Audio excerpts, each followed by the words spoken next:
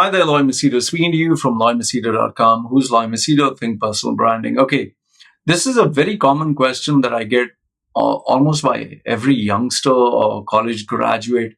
And I thought it's high time that I address this as a ask me anything question. Okay, the question goes something like this. This is asked by Alfie Alex.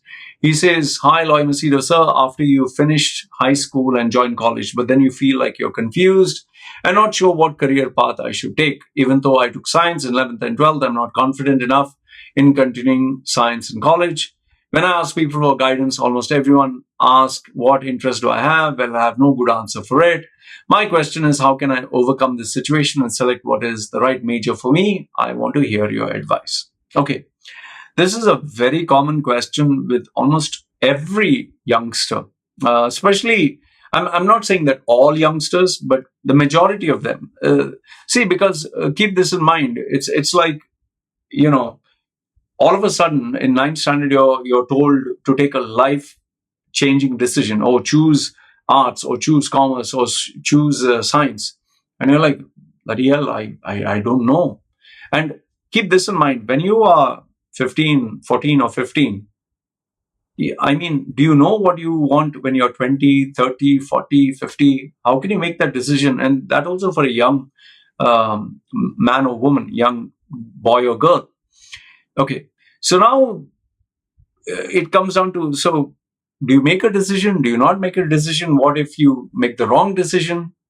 So there are plenty of concerns. Now, many have come to me and asked me, what do I do? And what I've realized over the period of time, if I were to give a generic answer, like, okay, you choose sciences for those who are studious, commerce is for those who are, risk takers, arts is for people who are creative. Yeah, that may be true. Like for science, if you have to be a doctor or engineer, you have to learn everything to the T. You can't be creative and change things. You can't suddenly, instead of calling this a finger, you can't call this feet, or you can't call this nose. You have to call a spade a spade. Like different parts of the body, the cell, the bones, the medical terms. Then if you're talking of commerce, yes, you can be a little creative, but then the principles apply the same. And then accountancy rules apply. If you're talking of arts, yes, you can be artistic and all that, but then there is a certain amount of discipline that has to go. So it comes back again. So which one do you choose? There are even people who have taken the line of being an engineer and today they regret. There are people who have taken commerce and become accountants and they're like, man, this is not what I wanted in life. So what is the answer? What I've realized over the period of time, that since there are so many kinds of people, so many kinds of individuals from so many countries, communities, backgrounds, boy or girl. So I finally came up with the answer, and the answer is divided into 9 major points. Okay, 9, and I'll give you these 9 points. This is my answer, which may or may not be right for you, but you let me know your thoughts below.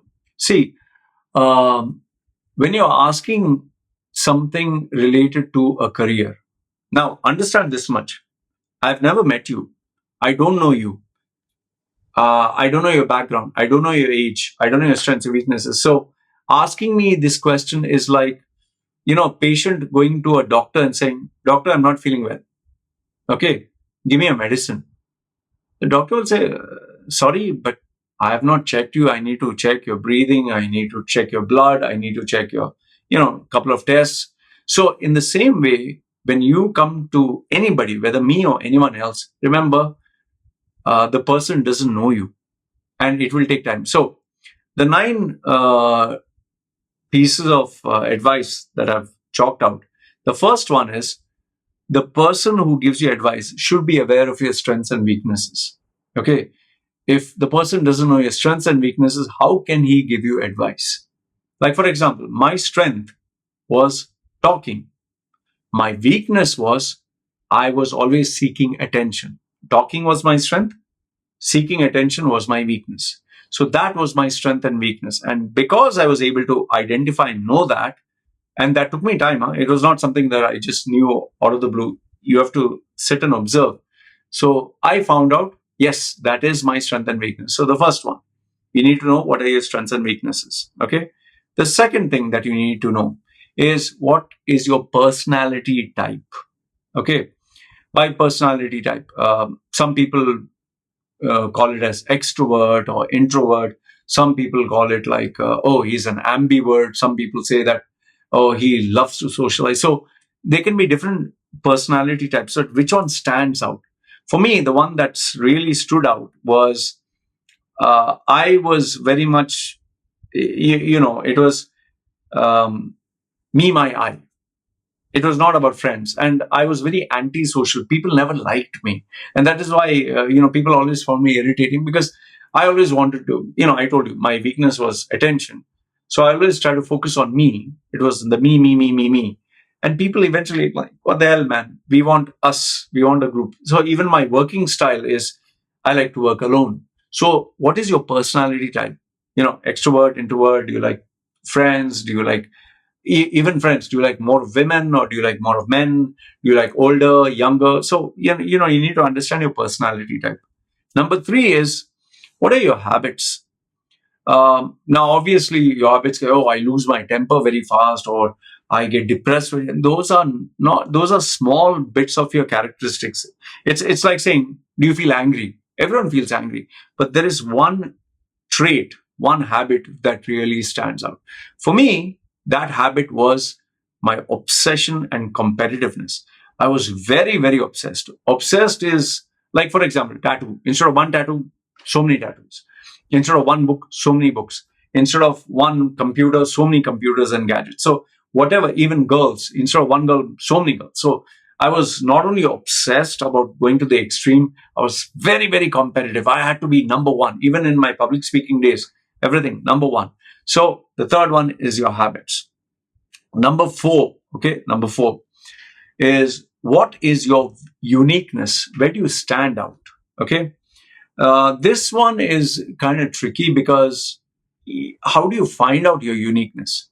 Now, just think about it. If I didn't have these tattoos and I were to ask you what is my uniqueness, it would really take you some time to figure it out. For me, it took a long time to figure out that my uniqueness was I loved, I dare to differ. D to D, I called it. So obviously now you can make out with my tattoos, you can make out with my speaking style, you can make out with my lifestyle. In fact, my wife tells me, oh, there's nobody I've met like you. Even though you're Indian passport holder, you're not like the typical Indian. So I dare to differ. And it was not that I was born different, but I engineered myself to be different. So, and it takes a lot of risk and guts to do what I've done, whether it's tattoos or marriages and divorces that I've had, or relationships, or content I put. So point number four is dare to differ. Point number five is, what are your skills? Now, I didn't say what are your inborn talents, rather what are the skills which are your strong points. Now, my talent was I love talking, okay? But my skill was I sharpened that talking to make it a strong point in communication. And not only communication, my second skill is creativity. If you actually see, I have, whether it's my face or whether it's my personality or whether it's the videos, agreed, my videos are not super hyper creative. It's not like a cinematic kind of masterpiece, but every topic involves an amount of creativity. Even this topic that I shared with you, it takes, the answer that I'm giving takes creativity. So, and yes, communication, me speaking to you. And remember this, in terms of communication, I've spent literally from the age of 16, I've trained myself into public speaking all these years. Yes, my English is not perfect. This is not an English speaking channel. My pronunciation may not be the best, but people understand what I say. So that's enough. So, number five, what are your skills? Number six, this one is not in your control, but you need to keep in mind your environment. Where do you stay? Like before, I was staying in Thailand, okay? Country. And my environment was a very conservative South Indian Christian family. So that was my environment. Now, that environment did not support my growth and my potential. In Dubai, Islamic country, you can't open your mouth and talk freely. My family, too reserved, too conservative, dumb. They don't read anything. They don't believe in self improvement, nothing. So I had to get the fuck out, like they say, So I left them, and then eventually I left Dubai. And that is why today I keep away from all my family members and I stay in Thailand. I didn't even choose India for that matter. So, number six, your environment. Maybe you need to move from where you are. You need to go to Canada or Australia or wherever that is. So, point number six. Keep in mind, for those of you who say environment doesn't matter, well, if that was the case, then someone born in Syria or someone born in Africa or someone born in Iran, well, they should be able to achieve anything and everything, right? It doesn't work that way. Number seven is the most painful alphabet among all, is the R and R, is the risk factor that you have to take, which scares a lot of people, and the rejections. In my case, I could tell you there have been so many times I've taken a risk and I'm like, man, bloody hell, do you know what you're doing? Like, for example, tattooing my face. It could have backfired like crazy. Moving all the way to Thailand and starting everything from zero, scratch, online. It's a major risk. And rejections. I don't even have to go there. Do you know how many times I've been rejected and people laughed at me and people said, what shit you're talking? And even today, people are like, who the hell wants to listen to your crap? I mean, it keeps going on. You'll always get rejected. And with that comes the risk of failure. Remember that much. So, risk and rejections. And I'll tell you, today I'm strong, but I've faced a lot. I've faced a lot of rejections and a lot of failures. Number 8.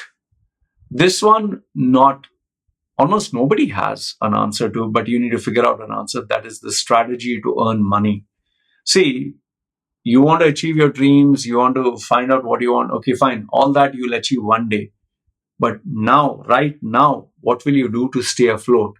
And you need to figure out some way to earn money, because you can't say, after I become an actor, I'll become rich. After I become a successful singer, or I become a WWE superstar, or I become a successful entrepreneur. All that is fine. How will you earn money now, right now? You need to earn money, right? So you need to have a strategy to earn money. And last and not the least, point number 9 is, remember, everything said and done, end of the day, it comes to luck.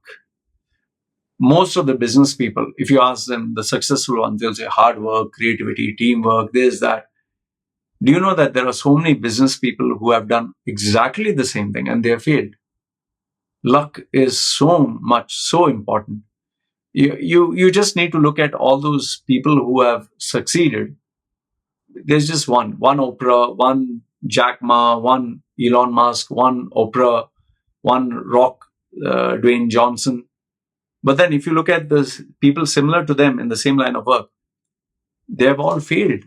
Like The Rock, how many successful WWE superstars are there? Hardly a. You can say Rock, you can say maybe Stone Cold Steve Austin, you can say Undertaker, but what about the rest? So you need, like I tell people, you need to be the right person, the right place at the right time. Only then it'll work. So these are the 9 factors I would suggest any student or anybody to consider. And after you have evaluated all this, or the person who is mentoring you or giving you advice, he has evaluated all this, then and only then he can give you the right answer. That is why even for me, when I have a client and I am mentoring them, I take all these into consideration, at least most of them, before I give them the advice. So Alfie, I hope this answers your question. And like I told you, I can't give you a one-size-fits-all answer until until I've evaluated all this about you. And only then maybe I'll be in a position to give you the right advice. So good, bad, ugly, let me know what you think in the comments below. Love to hear from you. You guys take care.